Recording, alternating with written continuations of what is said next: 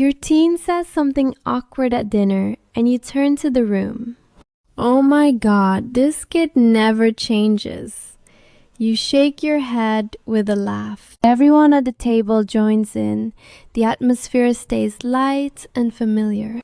Your teen goes quiet, staring down at their plate.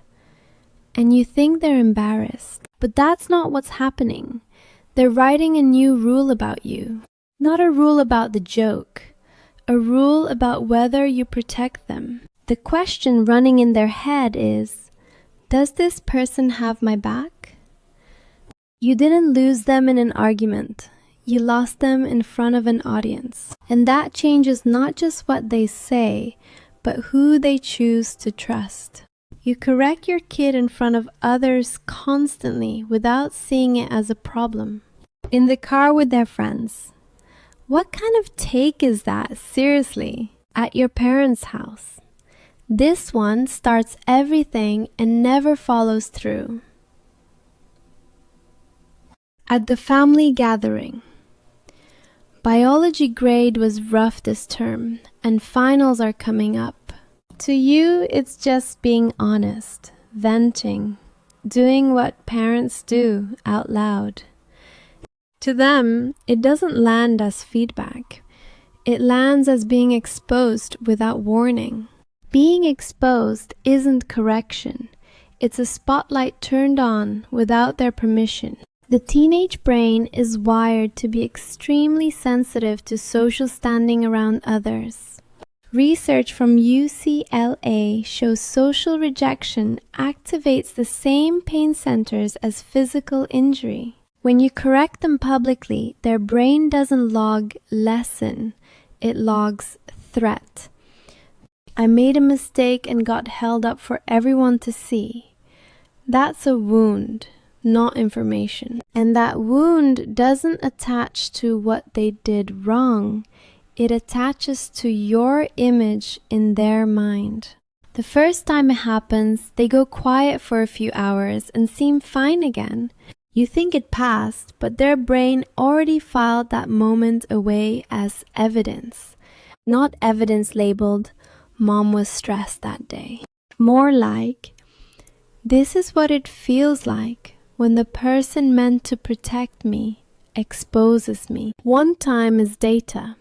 Repeated times become a pattern. The pattern becomes a signal. Not consistently safe. And when the pain comes from the person who's supposed to protect you, it cuts deeper than anything else. Your teen won't tell you any of this, not ever. They'll just come home earlier, close the door more often, and one day it won't open the same way. The house stays quiet, meals still happen, homework still gets done, everything looks normal. But quiet doesn't mean fine. Quiet is pain that has learned to stop making noise. This is the age when they watch you more than they listen to what you say. They're running a check. Does this person actually live by the things they teach me? When you say respect people and then turn around and say, this kid, I swear, their brain logs it immediately. Contradiction. Not to use against you, that's just how this stage works. When enough contradictions stack up, they don't argue with you about it. They simply stop bringing their real questions anywhere near you. You don't get removed from trusted adult status in one single moment. You get quietly reassigned from the person they run to the person they perform "I'm fine" for. Check whether this pattern has already started. One sign alone means nothing. 3 or more showing up consistently is worth paying attention to. They've stopped telling stories at dinner because they've learned their stories can become content for others. They start to say something, glance at you, then change course and say something safer. They tense up when you talk about them to others, even when what you're saying is positive.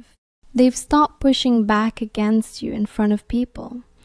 Not because they agree with you, but because they've already run the calculation and decided it isn't worth it. Private correction is feedback. Public correction is a form of betrayal.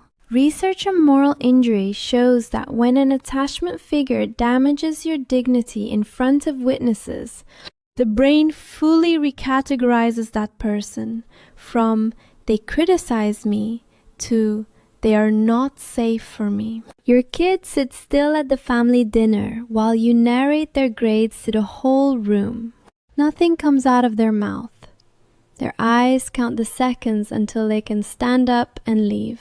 And their heart makes a note, the kind that doesn't come with an expiration date. Most parents who realize something went wrong reach immediately for an explanation. That's just how we talk in this family. You were already making yourself look bad anyway. They mean no harm. They genuinely believe what they're saying. And that is exactly the problem. Because what their kid hears is, "You still don't understand what you actually did to me." A real apology that heals is simple. No but. No explanation tacked on at the end. "I'm sorry for saying that in front of everyone. You didn't deserve that. I was just being honest."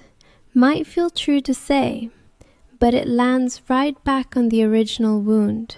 And that's usually the moment they decide you're no longer the first person they call. Most parents who do this aren't cruel. They grew up in households where this was just normal. Teasing at the table, complaining about the kids to relatives, correcting publicly because no one knew differently.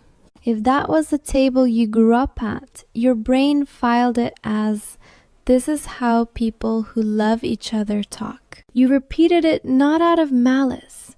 You repeated it because it was your default setting. But knowing where a pattern comes from means you now have the option to stop it. If you don't make that choice, your kid's nervous system will make it for you. 26% of adult children are estranged from their fathers, 60% from their mothers. When asked what caused the distance, the answer is almost never one dramatic blow-up. It's usually repeated disrespect, being made small, being exposed in front of others over and over. The distance doesn't appear in a fight. There's no dramatic final scene. First, it's a teenager who gets quieter month by month. Then it's a young adult who texts instead of calls. Then one day you realize Christmas this year is just harder to coordinate than it used to be. From their side, everything already happened, multiple times in front of other people. Small enough to dismiss each time. Large enough to stack into a safety decision made quietly over years. You don't lose them dramatically. You just get downgraded to, "How's everything?" "Fine." That's not connection anymore. That's the lowest setting of maintenance. You don't need a speech. You need something close to this. "I've been thinking about how I've talked about you when other people are around. I don't think I always made you feel like I was on your side. That matters to me. I'm sorry." Just the acknowledgement. It won't feel like a big moment. It will just feel awkward. That awkwardness is exactly how you know it's real. From that point forward, whatever needs to be said about grades, choices, behavior, say it privately. Their dignity in front of other people is something you protect, even when they're driving you up the wall. That one shift alone is worth more than years of otherwise solid parenting in every other way, because they remember who stood up for them when it mattered in that room, just as clearly as they remember who didn't. You can't erase that Lunar New Year dinner, the car ride with their friends, the moment at your parents' house. But the parent who names it directly and says, I see what I've been doing and I'm sorry, is the parent whose kid eventually stops managing the distance between them. Estrangement rarely starts with an explosion. It starts with silence, nobody interrupted. You can be the one who does. One conversation, no audience, no justification needed. That's where everything starts to shift. The moment you choose protection over performance.